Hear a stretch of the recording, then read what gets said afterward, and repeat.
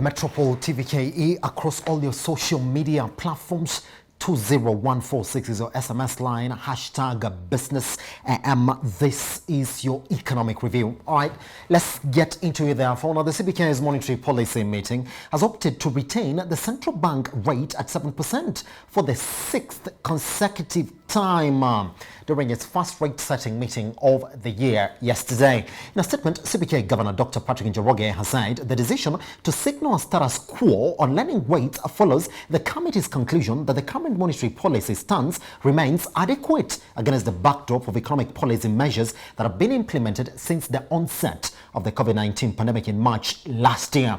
According to the CBK Governor, loans amounting to 1.63 trillion shillings, which is equivalent to 54.2% of the total banking sector loan book, 3 trillion shillings, had been restructured by the end of December, in line with the emergency measures announced by the CBK on March 18th to provide relief to borrowers. On this, personal and household loans amounting to 333 billion shillings have had the repayment period extended. He further said 32.6 billion shillings out of the 35.2 billion shillings was released through the lowering of the cash reserve ratio.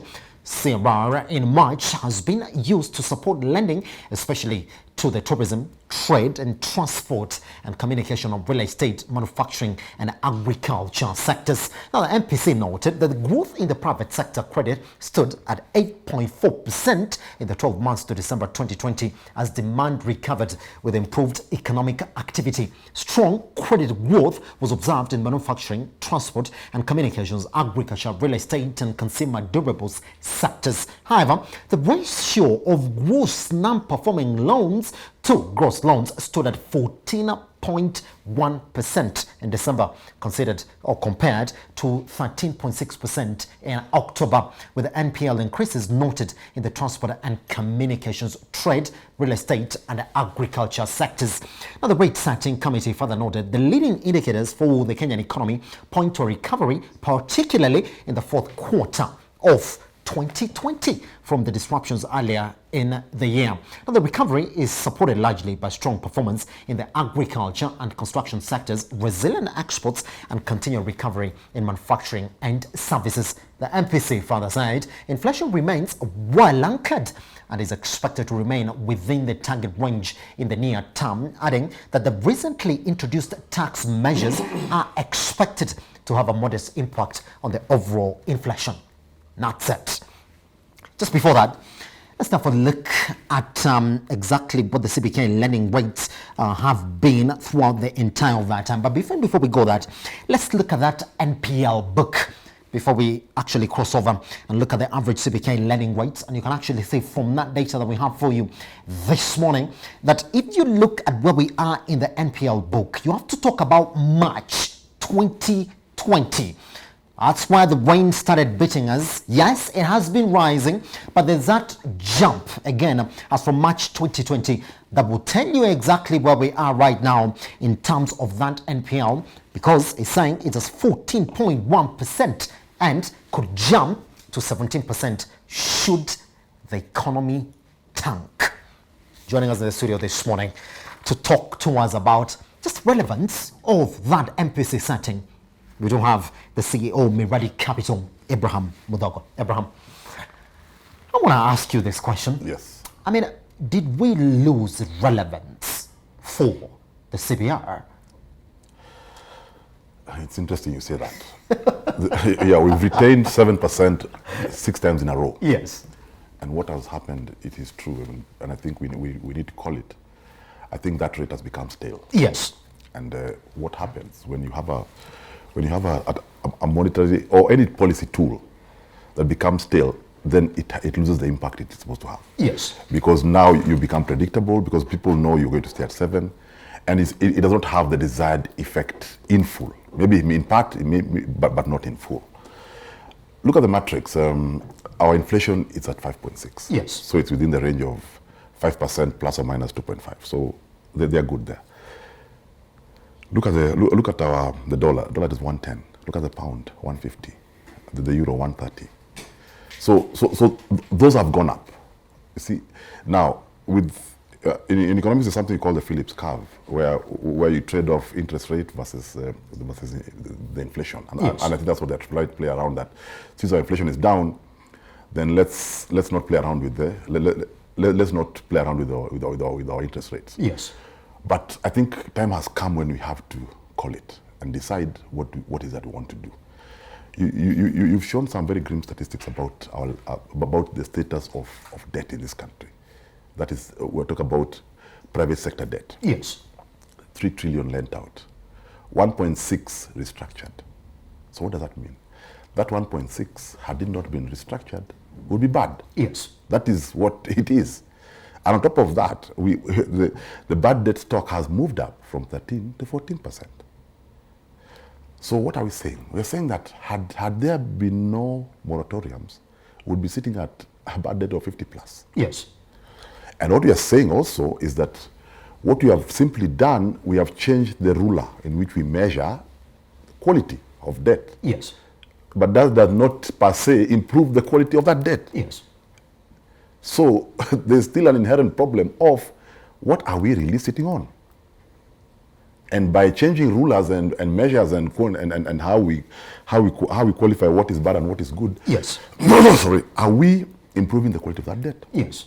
This restructure measurement, the restructure measurement and the moratoriums, those are short-term measures, and they cannot carry us into 2021. Yes.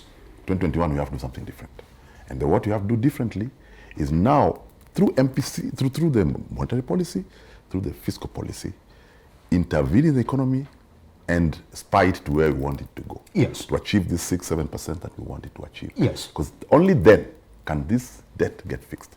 Because we can keep measuring it and remeasuring it and recalibrating it to look good. But basically sometimes, we may actually be flogging a dead horse. And we need to be careful that we don't go that route. So coming backwards, monetary policy and fiscal policy are complementary and not in competition. And one should not fix the messes of the other. We are looking at monetary policy, trying to fix interest rates, trying to fix for the forex rates, trying to fix the money supply. That's what it does. Fiscal is about revenue collection and consumption of that revenue. Yes. Now, our tax regime, the other day, we've pulled out all our rebates. The brakes have all been pulled out. So yes, our revenue may be rising. But then again, on the consumption side, we are looking at a 3T budget. The revenue collection at best can go to 2T. So again, we are back to where we started. We'll do a T plus in terms of more debt. So I think our fiscal discipline and our fiscal policy, we need to rethink it very carefully, because I don't think it's sustainable in the way we're doing it. And it keeps putting pressure on the monetary policy to try and fix what the fiscal policy should have been fixing. And that is why we are seeing whatever is going on. You can see you can see now the dollar. The dollar, we started the year early, it was at 102. Now it's 110. 110, yes. And the day it breached 110, it was flying, and syndicate had to intervene. So I'm saying, so in a nutshell, I think this is the year of reality. Let's deal with things as they are. Yes. Yeah, and also we call them by their right names. Pretty much. All right, let me introduce George Bodo into the discussion this morning. George Bodo, can you confirm that you can get us in the studio loud and clear? But yes, Bodo, could you unmute your mic? Good morning, Simba. Good morning, man. I gotta say this. Happy New Year. It's too late for that. It's too late for that. This is the first time we're speaking, so wow, it fits. Well, Bodo, let me talk to you. Talk to us about this magical number, the 7%. What is your assessment of the MPC's stance during the coronavirus pandemic? Let's begin from there. No, I was listening to Abraham. Yes. And I think I want to agree with what he said. I think for me, monetary policy is held hostage for a number of things. One is that the fiscal dominance. You have a government that is hell-bent on funding a huge budget at all costs. right? And that has exerted a lot of pressures for monetary policy to come through, and I don't think it can, Yes. or it can to a large extent. And even if you look at the press statement, what the MPC said, they inserted a line there that there are a number of measures that are under consideration to support the fiscal performance. And I think what they were trying to say here is that they are standing ready to print money. That's my assessment of that statement. And then, so beyond fiscal dominance, you also have a credit market that is not acting. Yes. So what monetary policy today, in my assessment in Kenya, is meant to realize price stability. And how do you realize price stability? It's by controlling the amount of money in circulation, and then you use that interest rate tool. Now, if for the last, I don't know how many times, the central bank, using that CBR, which is, by the way, it's a policy signal tool. It doesn't usually mean a lot. It's Yes. a signal. They've been signaling that they want the banks to extend credit at a higher rate. You know, the banks basically to increase that money-making machine to the economy. The problem is that the demand side of the economy doesn't have that capacity to borrow. And if you look at, for instance, the rate of private sector credit growth over the last 1 year, Yes. it's been stuck at single-digit territory. So that means that the conventional monetary policy will not work in the current environment. They've got to do some unconventional tools. And finally, you also have the foreign exchange market, which has been very chaotic over the last 1 year. Yes. And I think that they've really battled, by the way, they've really battled over the last 3 months to bring it under control. And that takes a lot of resources, taking a lot of their resources. So then what we have is monetary policy facing what I call a trinity of impossibility. And that for me is a problem. All right, George, I'm going to come back to you therefore. I mean, Abraham, you two gentlemen are saying, wow, I mean, that's some meeting that it's neither here nor there, therefore. I mean, they got to sit. Well, Abraham, therefore, explain to me, therefore, if indeed they are caught between a hard rock and between a hard place and a rock and a hard place, Yes. that they got to retain it at 7%. But talk to me about this fiscal side. Do they have to look at it before they give us that? And how much do you think there's a consolidation of the fiscal side before we get that MPC? Now, let me take you back to where we are. Because now, if you look at Njoroge, he's saying that, well, if you go to quarter, but we're still waiting for the numbers of quarter four. We still haven't seen them. They're saying that if you go to quarter four of 2020, then the economy is going to rebound better than it did in quarter three because we went into recession in quarter three. Well, is that better yet? A stance for them to say, well, we are building on the numbers of quarter four to give you this 7%. Is that enough to say that it's only the rebound in quarter four, which we haven't seen, that is going to give us this 7% that we are stuck on? You see, even if you use that logic, Yes. then if there's rebound, then the number should not stay constant. Yes. Yeah, if you use that logic. So, personally, I think, number one, the Monetary Policy Committee is a monetary policy committee. It cannot deal with fiscal issues. Yes. There's only one. I think there's only one member who sits in both. I think the PS Yes. Treasury. He sits in both. So and Treasury is only institution that has a bird's eye view of both institutions. Yes. The custodian of the monetary policy, which is the CBK, and the custodian of the fiscal policy, which by and large is between Treasury and KRA. Now, you ask how. Are they in sync? Yes. Not necessarily. Because, see, the monetary policy works well when there's fiscal discipline. When there's fiscal indiscipline, that indiscipline spills over to the financial markets. So the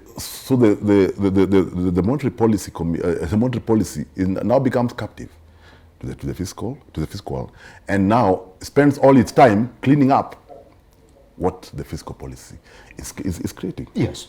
So to be fair, everybody needs to do their job. The fiscal, we have two issues. We have to reduce our spending. the budgets as currently being done is not sustainable. We Yes. said it here and we'll continue to say it. It's not sustainable because our revenues are dwindling with what is going on. And even without even talking about dwindling, we have to start moving towards balancing our budgets because we have two monsters in the room: debt service and public wage bill, which consumed over 50% Yes. of what we of our budget, not even what we collect, because it consumes nearly everything we collect. Yes. Not just those two. Yes. Debt service is not hard to do because it's just there are solutions within debt swaps, within restructure, and that can be a conversation for another day. But those solutions are there. When it comes to the wage bill, there's SRC, which has a clear mandate and which is very clear how they want to go. I think we just need to put some more political will into that, and I think we'll get there. So if that starts getting sorted, then Can I come in there? Yes, Bodo, I'm actually just crossing over to you shortly. Abraham is clearing his sentiment on that. Yes. Then once Kari, Yes. once Kari also improves and widens their net in terms of what they collect, Yes. then that gets sorted out. Yes. Then now MPC also now starts getting a bit bolder in terms of starting to push this rate downwards, because that's where we need to go. Because as Bodo has alluded, the demand side cannot afford credit at the price we're putting it up. Pretty so we much. have to start pushing the credit down, and it has been done. Yes. In the Kibaki regime, we went to a single to sub 1, so it can be done. Pretty much. All right, Bodo, let me just ask you the same question because I know you want to jump in on that as well. Bodo, how dominating is fiscal policy in this MPC stance at a 7%? You can see it's so much, and you could see you can see fiscal dominance in the entirety of 2019 and even the entirety of 2020. Yes. In those MPC meetings, and what is fiscal dominance? Fiscal dominance is when MPC has to take care of, as what Abraham says, it has to clean up for the failures of the fiscal side. Yes. And let me just give you an illustration. You have seen the budget policy statement for 2021-2022, and you have seen the expenditure outlines. The government wants to spend about 2.9 trillion Kenyan shillings Yes. the next fiscal year, and they want to fund it via revenues to the tune of 1.9 trillion. So then you have a trillion shillings budget, right? Yes. Now that is fiscal indiscipline. Why would the government run fiscal deficit 1 trillion Kenyan shillings? Yes. Where are they going to raise the 1 trillion Kenyan shillings balance? And by the way, even the current fiscal year, the fiscal deficit in nominal terms is 1 trillion Kenyan shillings. How are they going to fund that? And it's going to be wider because if you look at the revenue performance for the first 6 months, July to December 31st, Yes. they've only collected 42% of the entire projected revenues for the fiscal year. That means that they will not meet the target. And that leaves a huge gap. And that's what should have been done in the current, what they should have done in the budget policy statement for 2021-2022 Yes. is to actually restrict the spending to the resource envelope, which they haven't. You're planning to raise about 2 trillion Kenyan shillings, thereabouts, right? And you want to spend 2.9 trillion. Why can't you spend 2 trillion, right? That is what we call fiscal indiscipline. And now that's going to mean that and the monetary policy side would have to support that gap. And if you look at, for instance, what the monetary policy said in the communique, they added a very controversial line there, in my view, that additional measures to strengthen the fiscal performance are under consideration. Whatever that means. But I see a situation where they would have to print money, basically what I call deficit monetization, to support the fiscal side. But in my earlier conversation somewhere elsewhere, I've also argued that in the current environment, Yes, where we're dealing with the coronavirus pandemic, the government can be allowed to overrun expenditures temporarily and run wide deficits. Yes. This fiscal year, we're going to run about 10%, right? Next year, they've projected 7.5%. That's on paper. In actual sense, I think the deficit is going to be above 10%. But the central bank will still have to support. And I'm getting back to your question, how dominating the fiscal side is. it is extremely dominating, and monetary policy will still be held hostage for the next couple of meetings. Pretty much. Now, gentlemen, I want us to take a break because there's something that Governor George Bodo mentioned, that 54% of outstanding loans had been restructured by the close of Q4 of 2020. Makes you say, and I ask you the question, what is the health of the financial services sector as we do all of it in 2021? Because Bodo and Abraham, I gotta remind you, there's one thing that Governor Njoroge has ever said since we got in the coronavirus pandemic. And the man at the Treasury Office, they said our banking industry, our financial services sector is quite stable. We have enough to cushion us from the effects of the COVID-19 pandemic. Is that so? As we start 2021, once we come from this short break here on Business AM.